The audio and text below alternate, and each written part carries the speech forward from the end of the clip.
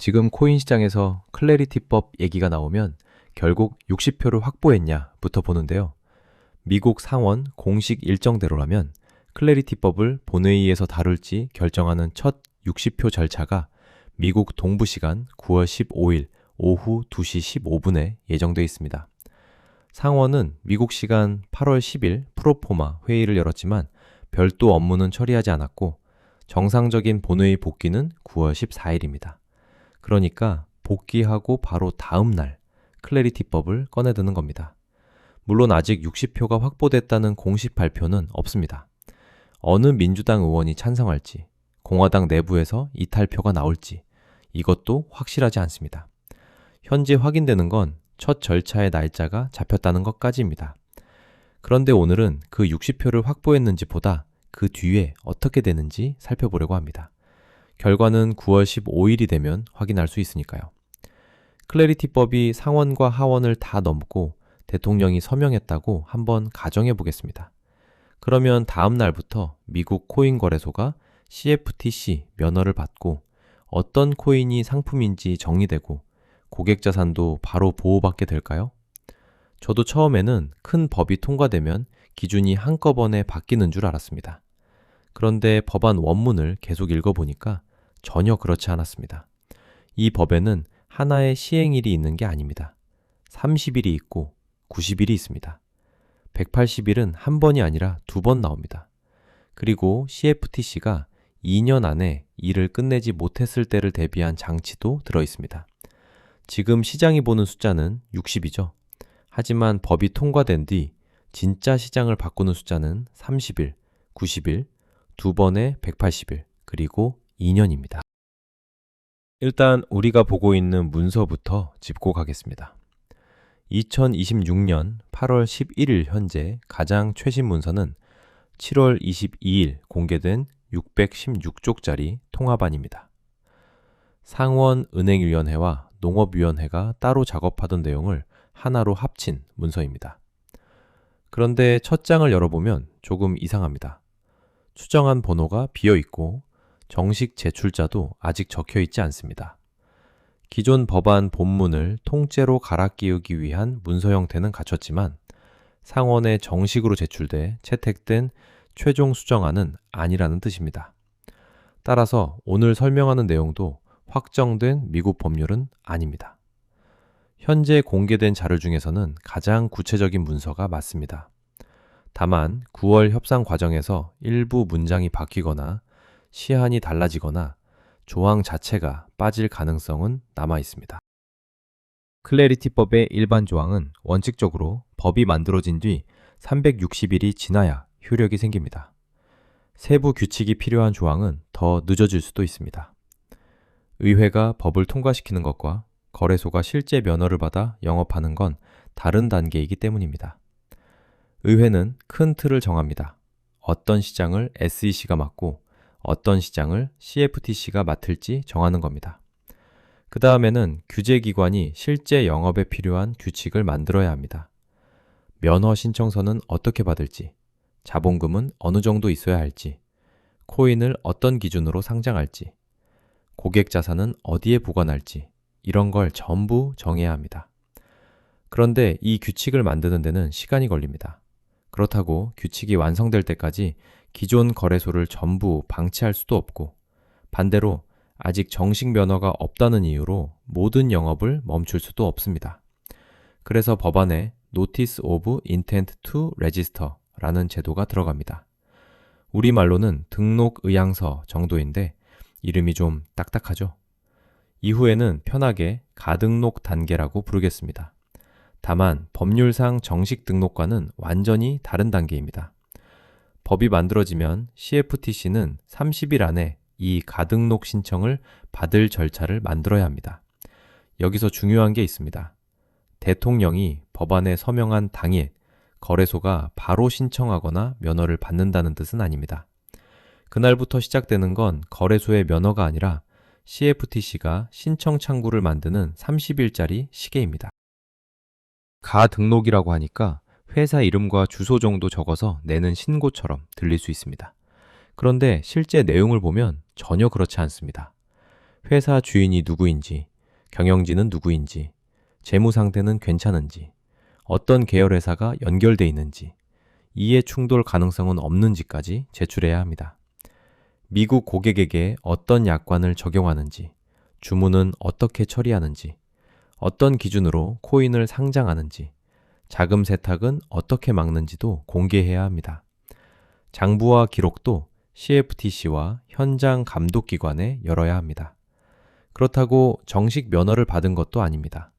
고객에게는 아직 CFTC의 정식 등록업체가 아니라는 사실을 분명하게 알려야 합니다. 거래소 입장에서는 조금 묘한 상태입니다. 영업은 계속할 수 있습니다. 그런데 정식 면허는 아직 없습니다. 그렇다고 규제를 안 받는 것도 아닙니다. 쉽게 말하면 이겁니다. 일단 영업은 계속하게 해줄 테니까 그 전에 회사 장부부터 열어보여라. 정식 면허 심사를 기다리는 동안 사업자를 규제 안으로 먼저 끌어들이는 단계에 가깝습니다. 투자자 입장에서는 이 부분이 가장 먼저 궁금할 겁니다. 클래리티법이 통과되면 미국 거래소에 있는 알트코인들이 한꺼번에 상장 폐지되는 것 아니냐는 거죠. 현재 문안대로라면 그렇진 않습니다. 가등록 절차에 들어간 거래소는 이전부터 취급하던 코인을 일정 기간 계속 거래할 수 있습니다. 그 기간은 CFTC의 정식 등록 규칙이 실제로 시행된 날부터 최대 180일까지입니다. 좋은 소식처럼 들리죠? 그런데 여기에는 함정이 하나 있습니다. 거래가 계속된다는 것과 그 코인이 합법적인 디지털 상품으로 최종 인정됐다는 건 전혀 다른 얘기입니다. 일단 거래는 끊지 않겠다는 겁니다. 법적 판단까지 끝났다는 뜻은 아닙니다. SEC와 CFTC는 나중에 법에 맞지 않는 자산을 상장 폐지하라고 요구할 수 있습니다. 가등록 기간에도 사기나 시세 조종에 대한 단속은 계속됩니다. 그러니까 정확히 말하면 이렇습니다. 기존 코인을 승인한 게 아니라 최종 판단이 나올 때까지 거래를 하루아침에 끊지는 않겠다는 겁니다. 따라서 법 통과 뒤에도 미국 거래소에서 거래된다는 이유만으로 이 코인은 상품으로 인정받았다고 판단하면 안 됩니다. 오히려 나중에 SEC와 CFTC가 처음 어떤 코인을 상장 폐지 대상으로 고르는지가 훨씬 중요한 신호가 될 수 있습니다. 이 마지막 부분은 법에 적힌 결론이 아니라 제 예상입니다. 첫 집행 사례가 나오면 이후 거래소들이 비슷한 코인을 심사할 때 사실상의 기준으로 사용할 가능성이 있기 때문입니다. 여기서부터 숫자가 조금 헷갈립니다. 저도 처음 원문을 볼 때 180일이 한 번 나오는 줄 알았는데 서로 다른 180일이 두 번 나옵니다. 일단 90일부터 보겠습니다. 가등록 신청을 했다고 바로 정식 CFTC 업체가 되는 건 아닙니다. 면허 심사는 아직 안 끝났습니다. 다만 CFTC가 관련 규칙을 만든 뒤 90일이 지나고 업체가 가등록 요건을 잘 지키고 있다면 일부 목적에 한해 CFTC 등록 업체처럼 취급됩니다. 말이 어렵죠? 쉽게 바꾸면 이렇습니다.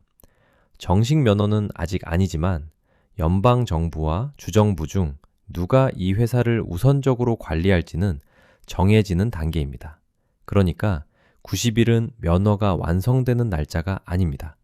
감독 주체부터 먼저 정리하는 날짜에 가깝습니다. 그리고 180일은 두 번 나옵니다. 첫 번째 180일은 법이 만들어진 날부터 셉니다. 이 기간에는 거래소와 중개업체가 따라야 할 현장 규칙을 만듭니다. 고객에게 어떤 정보를 알려야 하는지, 회사 돈은 얼마나 있어야 하는지, 해킹은 어떻게 막을지, 고객 자산은 어떻게 보관할지를 정하는 겁니다. 법에는 이 일을 등록선물협회가 맡는다고 적혀 있습니다. 현재 미국에서는 사실상 NFA가 유일한 기관이기 때문에 지금 구조가 그대로라면 NFA가 이 역할을 맡을 가능성이 큽니다. 두 번째 180일은 CFTC의 정식 규칙이 실제로 시행된 날부터 셉니다. 이때부터 거래소들은 가등록 상태를 끝내고 정식 면허를 신청해야 합니다. 딱 두 줄로 줄이면 이렇습니다. 첫 번째 180일은 규칙을 만드는 시간입니다. 두 번째 180일은 회사들이 그 규칙 안으로 들어가는 시간입니다. 숫자는 같지만 출발점과 하는 일이 완전히 다릅니다. 투자자에게 가장 직접적인 변화는 고객 자산입니다. 거래소는 고객에게 돌려줘야 할 코인이 얼마인지 계산하고 그만큼의 자산을 실제로 가지고 있어야 합니다. 고객 코인과 회사 돈도 분리해야 합니다. 그리고 제가 원문을 보면서 이 부분은 꽤 구체적이라고 느꼈습니다. 거래소가 고객 코인을 스테이킹이나 네트워크 검증 같은 서비스에 사용하려면 사용할 때마다 고객의 명시적인 서면 동의를 받아야 합니다. 고객이 코인을 거래소에 맡겼다고 해서 거래소가 그 코인을 마음대로 수익 사업에 사용할 수 있다는 뜻은 아니라는 겁니다. 동의를 거절했다고 서비스를 제한하거나 불이익을 주는 것도 금지됩니다. 정식 규제 체계가 시작되면 거래소가 보관한 고객 코인은 미국 파산법상 고객 재산으로 취급됩니다. 이게 왜 중요할까요? 거래소 화면에 내 코인이 10개 있다고 표시되는 것과 거래소가 파산했을 때 그 10개가 법적으로 내 재산으로 인정되는 건 완전히 다른 문제이기 때문입니다. 클래리티법은 고객 코인을 회사 재산과 분리해서 보호하려는 겁니다. 지금 내용대로 시행된다면 앞으로 거래소의 경쟁력도 상장 코인 수나 수수료만으로 결정되지는 않을 수 있습니다. 정말 고객 코인을 가지고 있는지, 회사 돈과 제대로 분리해뒀는지, 파산하더라도 돌려줄 수 있는 구조인지가 더 중요해질 가능성이 있습니다. 여기서 현실적인 문제가 나옵니다. 클래리티법이 통과되면 CFTC가 새로 맡아야 할 일이 굉장히 많습니다. 거래소 등록도 받아야 하고, 브로커와 딜러도 감독해야 하고, 코인 상장 기준도 만들어야 하고, 고객 자산과 시장 조작도 감시해야 합니다. 그런데 CFTC는 생각보다 작은 기관입니다. 2027 회계연도 예산 요청 기준으로 CFTC가 요청한 인력은 650명입니다. SEC는 4,177명입니다. 현재 실제 근무 인원이 아니라 예산 요청 기준이지만 그래도 규모 차이가 상당하다는 건 알 수 있습니다. 인력만 보면 SEC가 CFTC의 약 6.4배입니다. 그 작은 CFTC에 미국 코인 현물 시장 상당 부분을 새로 맡기려는 겁니다. 법안도 이 문제를 어느 정도 의식하고 있습니다. 거래소와 중개업체에서 등록 수수료와 연간 수수료를 받아 감독 비용을 충당할 수 있게 했고 관련 제도를 만드는데 1억 5천만 달러를 사용할 수 있도록 근거도 마련했습니다. 다만 법이 통과됐다고 그 돈이 다음 날 바로 지급되는 건 아닙니다. 실제 예산을 배정하는 절차가 따로 필요합니다. 여기서부터는 제 생각입니다. 클래리티법이 통과된 뒤 가장 큰 문제는 법률 문장이 아닐 수 있습니다. 실제로 일할 사람을 뽑을 수 있느냐, 수많은 거래소를 검사할 시스템을 만들 수 있느냐, 정해진 기간 안에 세부 규칙을 다 만들 수 있느냐가 더 큰 문제가 될 수 있습니다. 법은 만들어졌는데 규제기관의 준비가 늦으면 어떻게 될까요? 회사들은 법이 있다는 건 알지만 정확히 무엇을 준비해야 하는지는 모르는 애매한 시간이 길어질 수 있습니다. 그래서 법안은 CFTC에 2년이라는 시한을 줍니다. 그 안에 핵심 규칙을 만들라는 겁니다. 그런데 2년이 지나도 준비가 안 됐다면 어떻게 될까요? 그때는 주정부와 지방정부가 일부 분야에서 직접 규칙을 만들 수 있습니다. 모든 코인 규제가 주정부로 돌아가는 건 아닙니다. 거래소 면허, 코인 상장, 고객에게 제공하는 정보, 회사의 자본금, 사이버 보안, 고객 재산 분리, 이렇게 6분야입니다.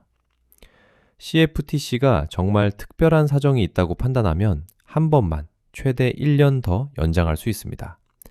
이 조항은 규제 공백을 막기 위한 안전장치입니다. 의회가 법까지 만들었는데 CFTC가 몇 년 동안 아무 규칙도 못 내놓는 상황을 막으려는 거죠.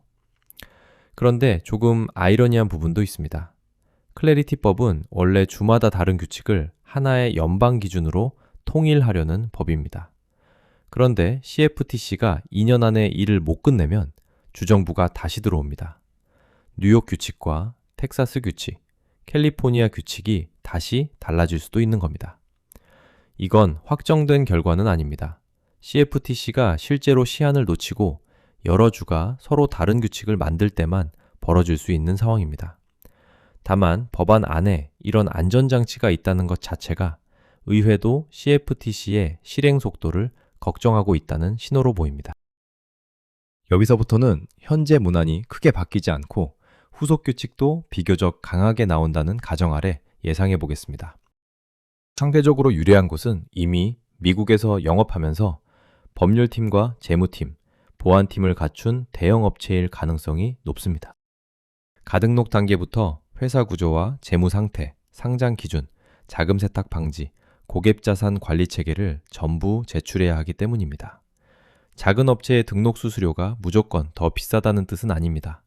다만 회사 규모와 상관없이 보안 시스템, 감사, 법률 검토, 고객 자산 관리에는 고정비가 들어갑니다. 큰 회사는 여러 사업에서 그 비용을 나눌 수 있지만 작은 업체는 그렇지 못합니다. 따라서 규칙이 강하게 나오면 대형 업체가 상대적으로 유리해질 가능성이 있습니다.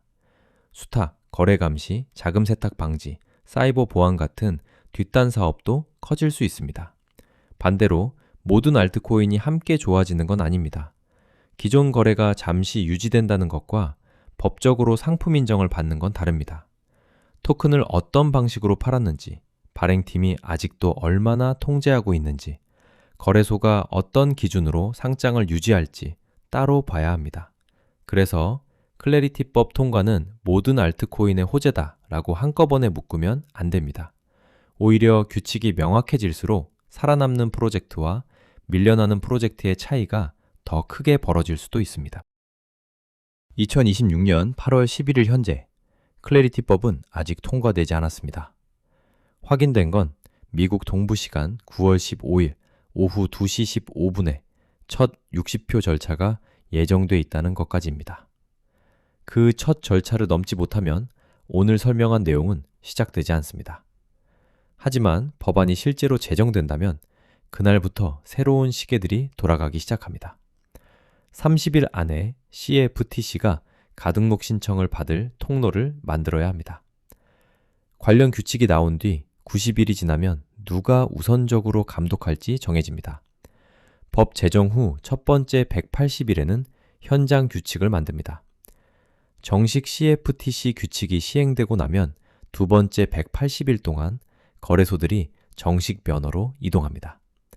그리고 2년 안에 CFTC가 핵심 규칙을 끝내지 못하면 주정부가 일부 분야에서 다시 들어올 수 있습니다. 결국 클래리티법은 법 하나를 통과시키는 사건이라기보다 기존 코인 사업자들을 미국 금융규제 안으로 하나씩 옮기는 작업에 가깝습니다. 시청해 주셔서 감사합니다.